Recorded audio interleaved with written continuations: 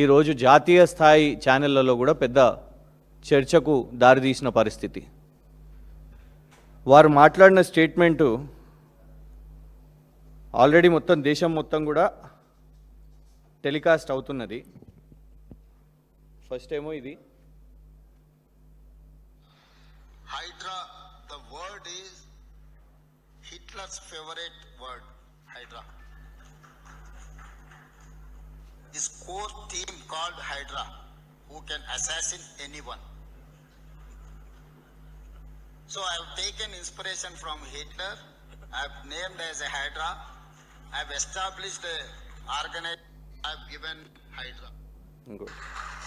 I have demolished like anything. You go and Google, you can see Iran, you can say Israel or anything, you can compare with those demolitions and these demolitions.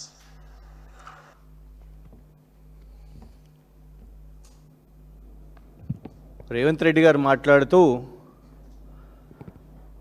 Nazi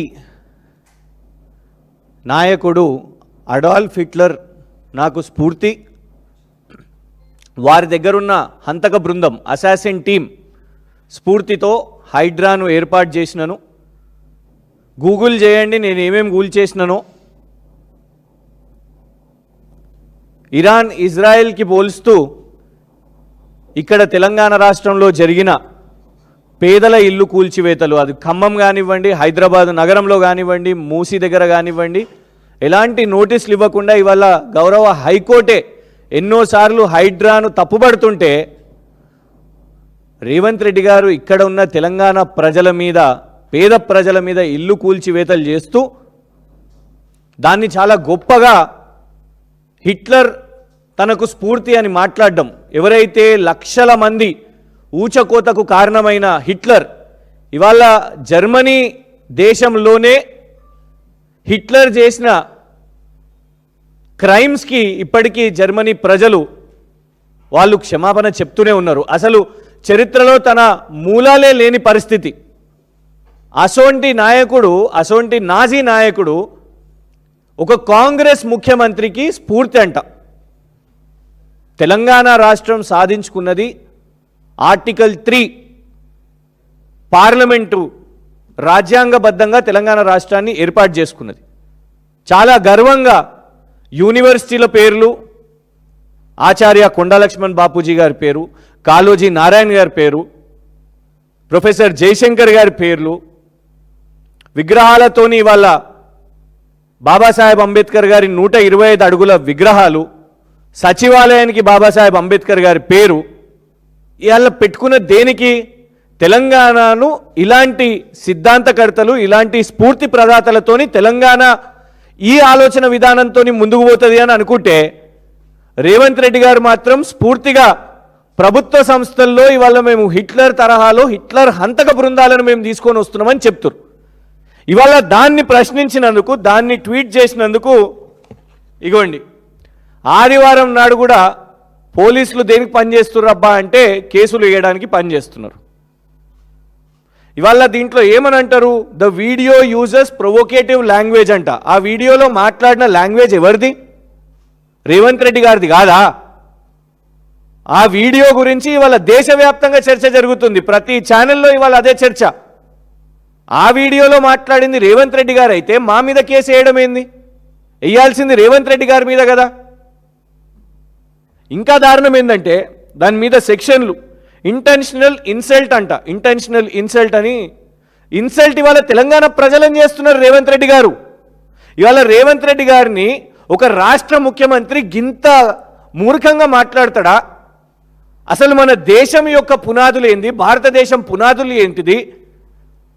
Mahatma Gandhi, Babasaheb Ambedkar, Pandit Jawaharlal Nehru గారు, లాల్ బహదూర్ శాస్త్రి గారు, సర్దార్ వల్లభాయ్ పటేల్ గారు, ఇలాంటి ఎంతోమంది నేతల త్యాగాలతోని ఈ దేశం, భారతదేశం నిర్మాణం అయితే రేవంత్ రెడ్డి గారు అడాల్ఫ్ హిట్లర్ అని చెప్పి దేశాన్ని, రాష్ట్రాన్ని అవమానిస్తున్నారు, తెలంగాణ రాష్ట్రాన్ని అవమానిస్తున్నారు. మా మీద కాదు ఇన్సల్ట్ వేయాల్సింది, రేవంత్ రెడ్డి గారి మీద ఇన్సల్ట్ సెక్షన్స్ వేయాలి.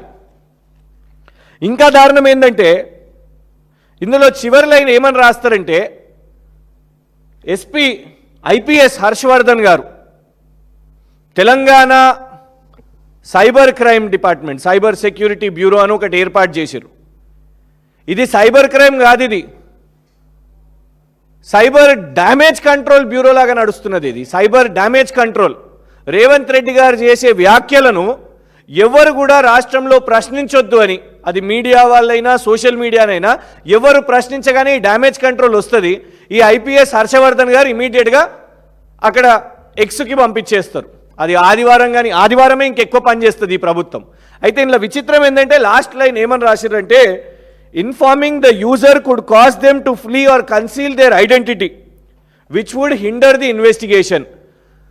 మీరు ఈ ట్వీట్ చేసిన యూజర్ అంటే మాకు సమాచారం ఇస్తే మేము పరారీ అయిపోతామంట, మరి దేశం నుంచో రాష్ట్రం నుంచో మాకు సమాచారం ఇవ్వద్దంట. ఇది నిజంగానే హిట్లర్ పాలన. ఎందుకు చెప్తామంటే ఇవాళ 35(1) బిఎన్ఎస్ ఎందుకున్నది, గతంలో 43 సిఆర్పిసి ఎందుకున్నది? మన చట్టాలు ఏం చెప్తాయి అంటే ఎవరు నేరం చేసినా ఎఫ్ఐఆర్, ఫస్ట్ ఇన్ఫర్మేషన్ రికార్డు, వాళ్లకు నోటీస్ ఇవ్వాలి. నంబర్ 1, వాళ్ళ వకీల్కి సమాచారం ఇవ్వాలి. నంబర్ 2, వాళ్ళ కుటుంబ సభ్యులకు సమాచారం ఇవ్వాలి. నంబర్ 3, ఇది మన దేశం యొక్క న్యాయ వ్యవస్థ చెప్తుంది. కోర్టు జడ్జి గారి ముందు, మెజిస్ట్రేట్ ముందు మనను ప్రవేశపెట్టినప్పుడు ఫస్ట్ అడిగే ప్రశ్న, మీ కుటుంబ సభ్యులకు తెలుసా, మీ అడ్వకేట్కి చెప్పిర్రా పోలీసులు అని అడిగే ఫస్ట్ ప్రశ్న. కానీ హిట్లర్ గారి ప్రభుత్వంలో తెలంగాణ రాష్ట్రంలో వాళ్లకు చెప్పకండి, వాళ్ళు పరారైపోతారు అంట. అంటే చట్టాలను ఎంత దారుణంగా, కిరాతకంగా హిట్లర్ గారి ప్రభుత్వం, రేవంత్ హిట్లర్ గారి ప్రభుత్వం వాడుకుంటుందో దీంతోనే అర్థమైపోతుంది. మాకు సమాచారం కూడా చెప్పొద్దు అని అంటే ఇక మీకు రాజ్యాంగం, పేరుకి రాహుల్ గాంధీ గారు రాజ్యాంగాన్ని పట్టుకుంటారు. రాజ్యాంగాన్ని పట్టుకొని దేశం మొత్తం మాది మొహబ్బత్ కి దుకాన్, మాది ఇంద్రమ్మ పాలన అని చెప్తుంటారు. గిదా మీ మొహబ్బత్ కి దుకాన్. దొంగగా కేసులు వేయాలి, అది కనీసం సమాచారం కూడా ఇవ్వద్దంట. నోటీసులు ఇవ్వద్దు, ఏమి ఇవ్వద్దు, వాళ్ళకి తెలియవద్దు. తెలియకుండా మేము పీటీ వారెంట్లు ఇస్తాం, రాత్రికి రాత్రి ఇంట్లలో చొరవడతాం, అరెస్టులు చేస్తామని. అసలు ఇవాళ ఈ హిట్లర్ అన్న దానికి హిట్లర్ స్ఫూర్తి, రేపు ఇట్లనే వదిలేస్తే రేపు హిట్లర్ కోసం విగ్రహం కూడా కడతారు రేవంత్ రెడ్డి గారు. ఎంత నిస్సిగ్గుగా పేదల ఇళ్ల మీద కూల్చేస్తూ కనీసం నోటీసులు కూడా ఇవ్వకుండా ఇవాళ వాళ్ళు ఏ విధంగా అయితే ఇవాళ ఇల్లు కూల్చేస్తున్నారో, ఆయనే ఎంత అహంకారంతో, హిట్లర్ అని గొప్పగా అహంకారంతో మాట్లాడుతున్నాడో దానికి నిదర్శనం.